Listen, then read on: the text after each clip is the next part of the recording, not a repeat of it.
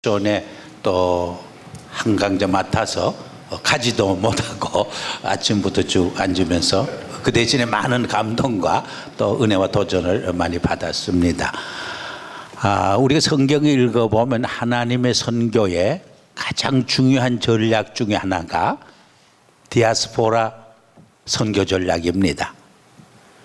우리가 성경을 읽어보면 많은 The Story of Immigration, 이민의 이야기가 기록되고 있는데 그 중에 가장 그 대표적인 이민의 스토리를 몇 가지로 든다고 하면은 한 6가지를 들 수가 있어요.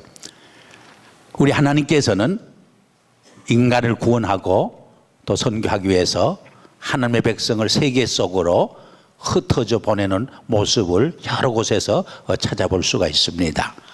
그 첫 번째가 아브라함을 불러서 미지의 세계 가나안 땅으로 떠나보내는 그런 이민의 스토리입니다. 이 점에서 아브라함은 이민의 조상도 되지만 믿음의 조상도 되고 또 선교의 조상도 된다, 그렇게 말할 수가 있죠. 두 번째로는 한 70년 동안 아니죠, 그 얼마 동안 살다가 그 땅에 흉년이 들어서 야곱과 그 자녀들 70여 명이 애굽으로 내려가는, 애굽으로 이주하는 이민의 스토리가 기록되어 있습니다. 또 세 번째로는 한 400년 이상 애굽에서 이스라엘 백성이 살아서 60만 대군 남자만 큰 무리를 이루는데 모세를 지도자로 해서 출애굽하는, 그래서 광야 40년을 거쳐서 약속의 땅 가나안 복지로 이주하는 이민의 스토리가 또 기록되어 있습니다. 거기서 오랫동안 살다가 이스라엘 민족이 이제 둘로 갈라지는데 바벨론의 포로로 사로잡혀가서 바벨론에 끌려가서 전쟁 포로로 이민 생활을 또 하게 되는 모습을 우리가 봅니다. 거기서 50년, 70년 살다가 하나님의 은혜 속에서 다시 고국으로 돌아오는 그 이민의 스토리가 또 기록되어 있습니다.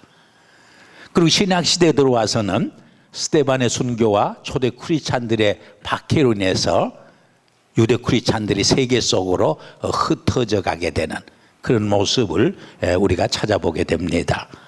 그런데 특별히 1세기에 그 세계 선교를 위해서 기독교를 세계적인 기독교로 이렇게 선교하는 그 과정에서 가장 중요한 도구로 쓰임받는 사람이 바로 크로스 컬처 속에서 헬라 문화와 히브리 문화를 통달했던 바울이었던 것을 우리가 찾아볼 수가 있어요. 이 점에서 이 크로스 컬처의 경험이 있는 이 코리안 아메리칸을 21세기에 세계 선교를 위해서 하나님이 부르시고 계시고 사용하고 계신다는 것을 우리가 여기서 배울 수 있게 되는데요. 이 디아스포라 선교 전략의 모형은 우리 위에서 몇 분도 말씀했지만은 예수님께서 찾을 수가 있어요. 예수님이 하늘 문화권에서 인간 문화권으로 들어오셔서 메시아도 되지만은 또 선교사로서 사역하는 모습을 보여주잖아요. 이것을 우리는 소위 성육신적 선교, 성육신의 선교 모델이라, 성육신의 선교 전략이라 이렇게 부르고 있습니다.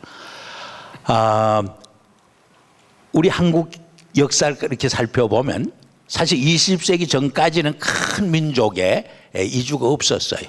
물론 백제가 망하면서 일본으로 그 귀족들이 이렇게 옮겨가는 역사가 있었고 임진왜란 때 몇만 명이 일본으로 사로잡혀간 그런 역사도 있습니다. 그러나 그 외에는 그렇게 많지 못했는데 20세기 들어서면서 갑자기 한국 민족을 세계 속으로 이렇게 흩어 보내서 지금은 180국가에 750여만이 코리안 디아스포라로 이렇게 살아가고 있습니다.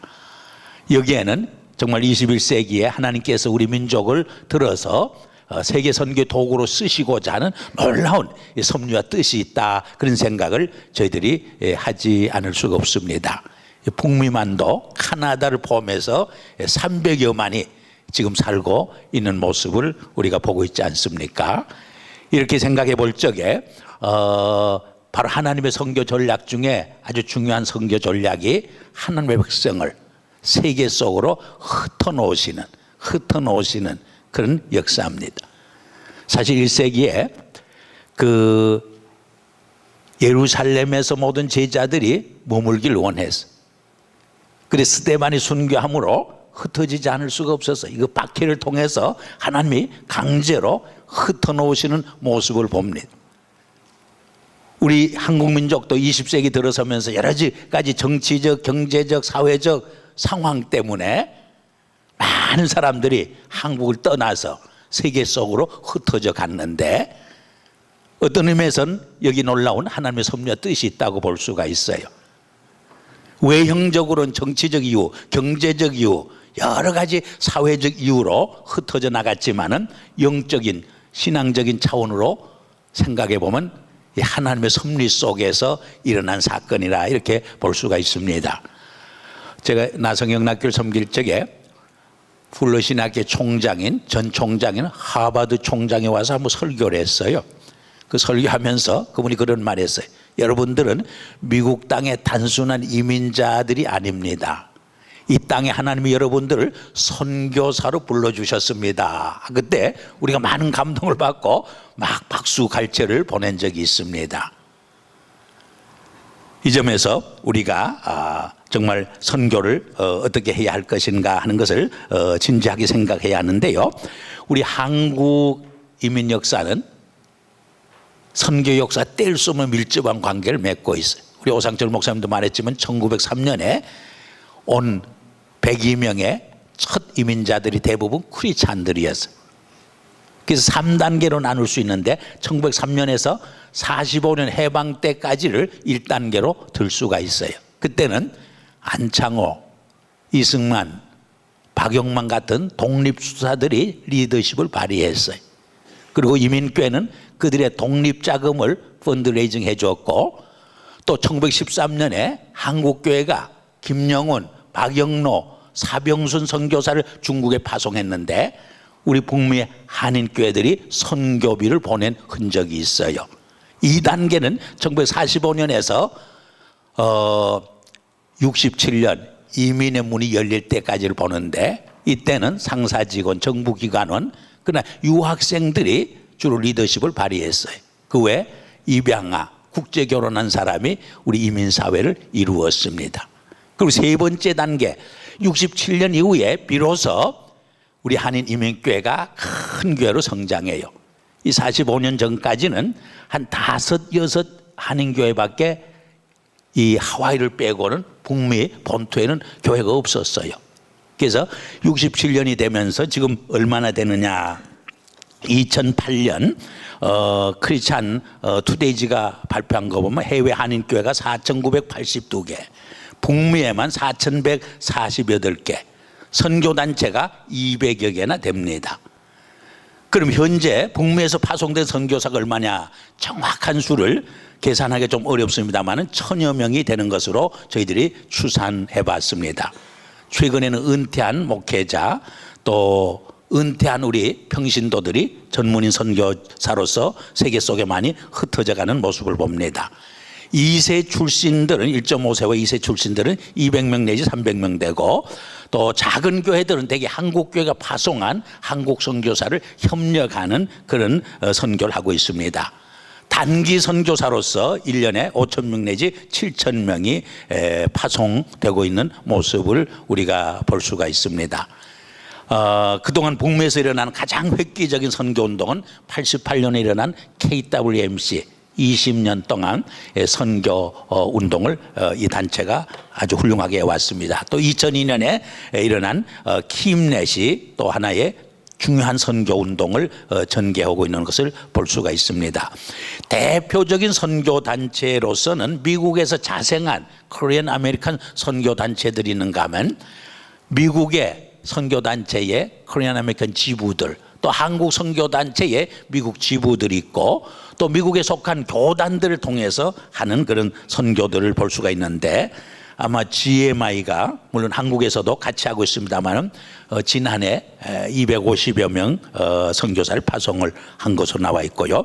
시드 인터내셔널이 90여 가정 150여 명 선교사를 파송하고 있고, 그 외 20명 내지 60명 선교사를 파송한 선교단체들이 많이 있습니다. 카물위시에서 제가 섬기고 있는 제다 인터내셔널, 또 CCC, 또 OMF, GP, OM, 위클리프, 또 그 외에도 UBF, PGM 같은 전문인 선교라는 단체도 있고, 소니 미니스트리와 같은 단기 선교를 주로 맡아 하는 분들도 있고요. 또 1.5세들의 선교 단체인 밴드 바나바 같은 단체도 있는 것을 볼 수가 있습니다. 앞으로의 전망은 우리가 어떤 비전을 가지고 또 인텐셔널리티를 가지고 선교하느냐에 따라서 전망이 밝아질 수도 있고 또 어두울 수도 있다. 그래서 저는 오늘 그래서 7가지 제안을 했는데, 첫째로 선교하는 교회로 미션 오리엔티드 처치로 어떻게 구조가 바뀌어질 수 있느냐, 이것이 대단히 중요하다고 봅니다. 우리 창세기 12장에 보면 아브라함을 첫 선교사로 부르는 장면이 있는데, 영국의 유명한 선교신학자 존 스타트는 여기에 보면 하나님이 5가지 모습으로 계시되어 있다고 말했습니다. 하는 God of History, 역사에 개입하시는 하나님으로 계시됩니다. 두 번째는 God of Covenant, 역사 속에 개입하셔서 아브라함과 언약을 맺는 하나님의 모습. 세 번째로는 God of Blessing, 너를 복의 근원이 되게 하겠다. 너를 축복하는 자는 복을 받고 저주하는 자는 저주를 받는다고 하는 그 축복하는 장면을 봅니다. 그리고 네 번째로는 God of Mercy, 사랑의 하나님으로 실패한 아브라함을 다시 불러서 들어쓰시는 모습을 봅니다. 마지막으로는 God of Mission, 선교의 하나님으로 계시되어 있다고 그는 주장을 했습니다. 그런데 이스라엘 백성들이 복의 근원이 된다고 하는 것은 강조하면서도 온 민족 이스라엘 백성을 통해서 복을 받으리라고 하는 그 선교의 사명은 게을리해요. 그래서 촛대가 옮겨지는 모습을 보는데, 저는 우리 한국교회와 우리 이민교회 하나님이 한량없이 축복해 줬는데 이 선교의 사명을 제대로 감당하지 않을 적에 이 촛대를 중국교회나 혹은 다른 교회로 옮기지 않을까 하는 두려움이 많이 있습니다. 이 선교하는 미셔너리 처치로 이 수락자가 바뀌어지기 위해서는 한 3가지 중요한 요소가 있는데, 담임 목사의 선교 비전과 열정이 중요합니다. 이 담임 목사가 선교 안 하면 뭐 부목사들이나 평신도들이 아무리 할래도 할 수가 없어요. 그래서 어떻게 이 담임 목사로 하여금 이 선교 비전과 열정을 가질 수 있도록 프로그램을 개발하느냐 하는 큰 과제를 안고 있습니다. 두 번째는 평신도의 선교 교육과 훈련입니다. 아무리 담임 목사가 할래도 또 평신도들이 따라오지 않으면 못할 수. 이 몰몬교들은 2년간 무조건 다 평신도들이 선교사 생활하잖아요. 근데 그 선교비를 교회가 되어주지 않아요. 어려서부터 가정에서 부모들이 본인이 준비해서 2년간 합니다. 우리 이민교회도 이런 스트럭처가 필요한 것 같아요. 또 예산의 30%를 적어도 선교비로 쓰는 운동이 일어났으면 좋겠고요. 1세들이 이제 많이 가고 있는데 유산을 이 교회 선교를 위해서 바치는 운동을 좀 뭐 다라고 하면 좀 곤란하지만은 일부는 자녀에게 주고 반은 선교를 위해서 헌납하는 이런 운동이 일어났으면 좋겠다. 지난해와 금년 우리 로스앤젤스에 있는 대형 교회 예산을 보니까 1,000만 불이 넘는 교회가 7교회예요. 그 7교회만 합해도 1억 불이 훨씬 넘어요. 이렇게 생각해 볼 적에 북미에 있는 전체 교회 예산이 10억이 훨씬 넘을 거예요. 여러분 10억은 엄청난 돈이에요. 박정희 대통령 때 우리 국가 그 수출 목표가 1억이요. 1억. 엄청나지 않습니까? 두 번째로는 영적으로 각성하고 부흥하는 운동이 일어나야 합니다. 이 선교운동과 교회 각성 부흥운동은 밀접한 관계를 맺고 있어요. 언제나 영적 각성운동 일어날 때 선교운동으로 이어지는 것을 봅니다. 또 세 번째는 기도운동이 일어나야 합니다. 위대한 각성운동, 전도운동, 선교운동은 언제나 이 기도운동에서 시작되었기 때문인 것입니다. 그리고 단기 선교팀의 효율적인 운영과 평신도 전문인 선교사들을 많이 파송하는 일입니다. 다섯째는 선교 동원과 훈련과 파송을 위해 교회와 선교단체들이 네트워크를 통해서 정말 선교사들의 인성, 선교사들의 영성, 선교사들의 전문성을 제대로 훈련해서 보내는 것이죠. 그리고 여섯째는 선교 리더십을 양성하는 것입니다. 여러분 한 사람의 리더십이 얼마나 큰 임팩트를 주는지 몰라요. 그러므로 한 사람 훌륭한 선교 리더십을 키워주는 것은 엄청난 일을 가져오는 것입니다. 그것이 사도 바울의 케이스라고 볼 수가 있습니다. 마지막으로는 다양한 선교주의의 문화상학에 맞는 창의적 선교 접근이 필요하다, 그런 생각을 해봅니다. 시간이 없기 때문에 그저 제목만 잠깐 말씀드렸습니다. 감사합니다.